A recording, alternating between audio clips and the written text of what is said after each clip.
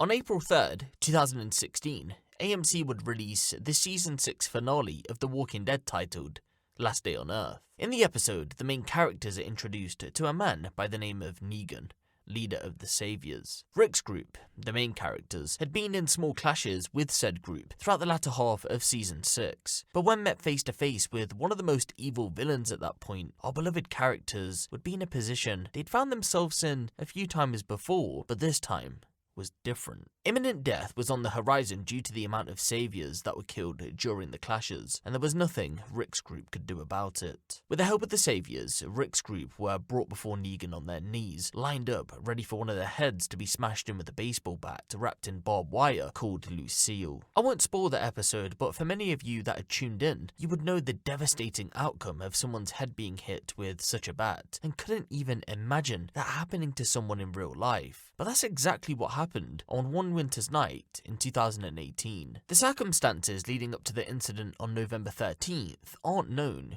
due to the nature of the crime and the age of the victim. Known publicly as Oscar, he had spent that winter's afternoon with a friend. The pair decided they wanted to go and grab some food, so Oscar's friend drove them both to Nando's in Derby for a bite to eat. It was a laugh, the pair ate their favourite dishes, but as they say, time flies when you're having fun, so before they knew it, it was time to leave. We can't say at this current time what happened in those moments after they left the restaurant, but for reasons unknown, Oscar told his friend that he needed to head to Millennium Gardens, a small park off Chapel Lane in Middleton-by-Wirksworth. Again, it isn't clear whether Oscar's friend knew specifically why he needed to go, but the trip was made anyway. Oscar had arranged to meet two people, John Callis-Woolsey and Kyle Cullen, but how they're known to each other is something kept from public knowledge. Upon arriving at the park, Oscar left the car and made his way into the darkness, but a few moments later, he was spotted staggering back to his friend's car with a horrific head injury. So, what happened? Well, it's believed that both John and Kyle wanted to rob Oscar, so they lured him into the park with evil intentions. When the parties came together, John robbed Oscar, pulled out this bat, and proceeded to hit him 3 times in the head with it. The modified bat with 24 nails, which John had hammered into it, takes inspiration from the Lucille bat from The Walking Dead. Although this bat doesn't have barbed wire around it, the fact that the name Lucille is written on it shows where the inspiration came from. After the attack had taken place, it's thought that the pair fled the scene, and then Oscar came staggering out with his hand on his head. I'm being hit over the head with a bat. Panicked and in a desperate bid to seek medical attention, they made their way to the nearby village of Cromford where Oscar lived. But as they were doing so, both John and Kyle were spotted by the friend.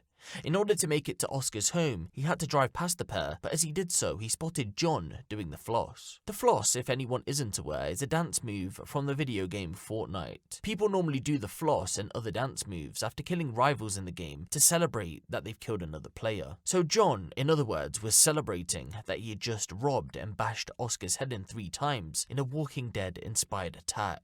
When the pair made it back to Oscar's, his mother quickly rushed to help and called for emergency services. After all, he was in a really bad state, blood was gushing from his head. When emergency services arrived, they knew it was a big task at hand. Oscar was in a life-threatening situation, and the air ambulance had to rush out to transfer him to the Queen's Medical Centre 25 miles over in Nottingham. Thanks to medical staff, Oscar would go on to survive the ordeal, but the injury to his head had left him with a fracture that displaced his skull and caused a severe bleed on the brain, which has left him paralysed for life. At 5:30 AM the next morning, John was arrested by officers and answered no comment to the questions he was asked. But police had a mountain of evidence against him, including that he had googled the terms prison sentence for GBH with intent and what sentence for putting someone in a coma after the attack.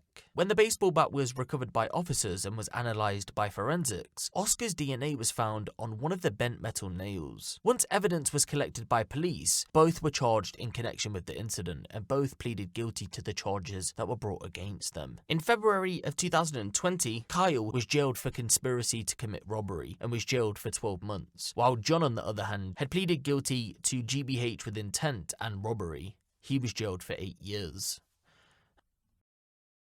A GoFundMe was set up by Oscar's mother in February of 2020 and is still active today, so if you wish to donate then feel free. I wanted to take you guys through the description of the GoFundMe though, to show Oscar's journey because we rarely see people's recovery stories in the news, and we can see how a few seconds of someone's heinous actions causes a lifetime of change, not only for Oscar but his family as well. You see, Oscar's mother had to quit her job to look after him full time. On arrival at hospital, I was informed that Oscar had a bleed on his brain and needed life-saving surgery, otherwise he was going to die. The surgery was performed and he was taken to intensive care. After 5 days, he became very unwell. A CT scan was done and it showed a significant accumulation of the bleed. He was again rushed into surgery for a second craniotomy and evacuation of the extradural hemorrhage. After the surgery, Oscar deteriorated and I was told to go and sit with him and get my family to the hospital quickly, as he was so poorly and we were now looking at his survival on an hour-to-hour basis. Luckily, Oscar started to fight for his life and he started to become more stable. He stayed in intensive care for 2 weeks and although he was alive, he was showing no signs of response. He was transferred back to our local children's hospital and spent 6 weeks there. Oscar did begin to open his eyes, but there was still no response from him. He remained in a minimally conscious state for his time at that hospital. He was then transferred to a neuro-rehabilitation hospital miles away from his home. Leaving him there was one of the hardest things I've ever had to do. I managed to travel the 160 miles a day round trip at least 5 times a week. Eventually, Oscar began to wake up. He managed to give signals such as a thumbs up or pointing his finger. He stayed at that hospital for 10 weeks and then was well and aware enough to come back to our local neuro rehab hospital. Oscar stayed in this hospital for the next 5 months. He had surgery on his ankle to release the tendons in his leg so he could walk again. The physiotherapists managed to get him standing and taking his first steps again. Altogether, Oscar was an inpatient for 9 months. The care we received in all of the hospitals that Oscar has stayed in was excellent, and I cannot thank the healthcare assistants, nurses and doctors enough. As well as caring for Oscar, they looked after and supported me completely. He was eventually discharged back home in August of last year. Talking about 2019. We always knew that Oscar's recovery would be a very slow process, and he's done so much better than any medical professionals thought he would. His diagnosis is a severe traumatic brain injury. This has left Oscar with a left-sided weakness, mobility issues, a wheelchair user, damaged eyesight, difficulties with speech, oral dyspraxia, and orally apraxic. He uses an iPad to communicate with people, he cannot eat or drink properly, and has a special diet.